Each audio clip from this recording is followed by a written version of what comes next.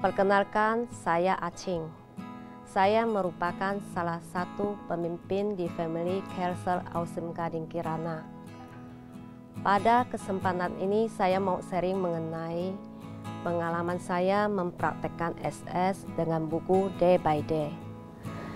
Selama masa pandemi kurang lebih 2 tahun, saya sering mengikuti Bible Study online yang diajarkan Apostle Indri, di mana topiknya membahas tentang spiritualitas yang sehat secara emosi. Sebuah buku yang ditulis Peter Casero mengenai puncak gunung es kita yang tidak terjamah atau tersentuh itu ada 90%. Sedangkan yang kelihatan di atas gunung es kita hanyalah 10%. Jujur, saya penasaran sekali dengan 90% dalam diri saya yang ada di bawah permukaan es itu seperti apa ya? Lalu saya memutuskan untuk membaca buku EHS itu berulang-ulang dan mencoba untuk memahaminya. Namun saya tetap tidak bisa menemukan yang 90% yang ada dalam diri saya itu seperti apa. Singkat cerita, di pertengahan Juni tahun ini, saya memutuskan untuk ikut kelas emosi sehat dewasa rohani. Karena saya sangat kagum dengan kesaksian teman-teman yang mengalami revolusi dalam kehidupan batin mereka. Saya diajarkan untuk datang berdiam diri di hadapan Yesus atau dikenal dengan istilah SS. Awalnya saya benar-benar sangat sulit untuk melakukan SS karena pikiran saya itu bercabang-cabang. Susah untuk fokus, namun saya tidak putus asa. Saya tetap mencobanya dengan cara saya ngomong ke Yesus bahwa saya menyerahkan pikiran saya mengenai hal ini itu ke Yesus. Apostle juga membagikan kalau susah untuk fokus bisa diawali dengan bread prayer terlebih dahulu, baru lalu dilanjutkan dengan SS.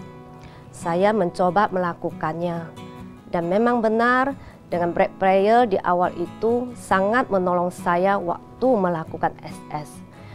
Setelah beberapa minggu saya melakukan SS dengan buku Day by Day, akhirnya saya bisa menemukan 90% dalam diri saya di bawah permukaan gunung es itu ketika saya membaca dan merenungkan firman Tuhan di Lukas 10 ayat 38 sampai 42. Ketika Yesus dan murid-muridnya dalam perjalanan, tibalah ia di sebuah kampung. Seorang perempuan yang bernama Marta menerima dia di rumahnya. Perempuan itu mempunyai seorang saudara yang bernama Maria.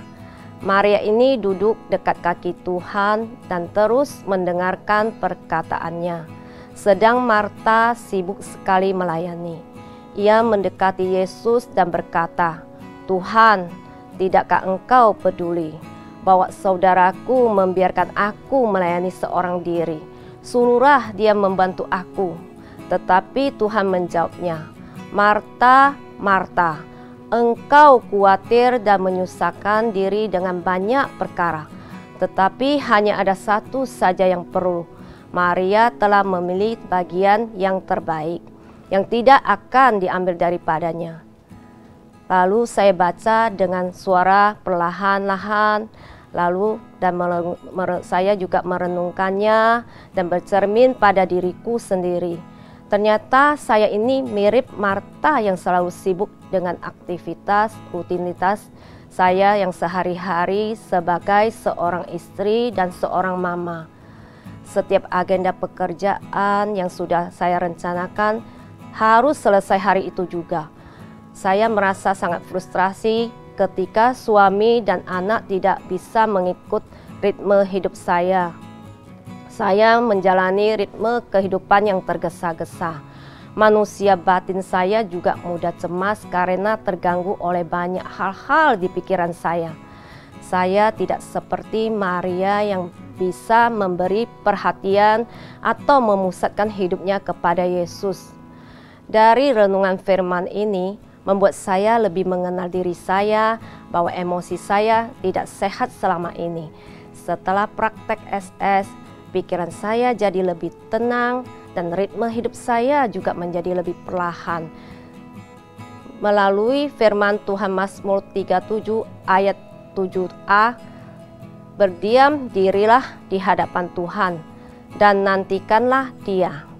Dari firman Tuhan ini, saya mendapat pewahyuan bahwa Tuhan tidak interes dengan kesuksesan dan kepintaran saya. Tetapi Dia hanya mau saya datang dan berdiam diri di hadapannya.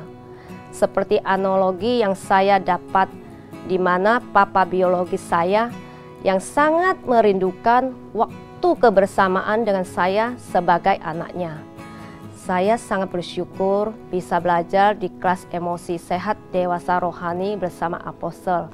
Thank you Apostle untuk pengajarannya mengenai SS. Apa yang saya alami, teman-teman juga bisa alami. Karena Tuhan Yesus tidak membeda-bedakan orang.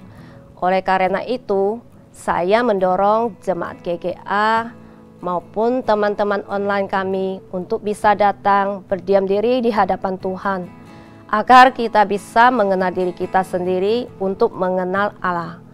Kita akan diubahkan karakternya supaya semakin serupa dengan karakter Kristus. Tuhan Yesus memberkati.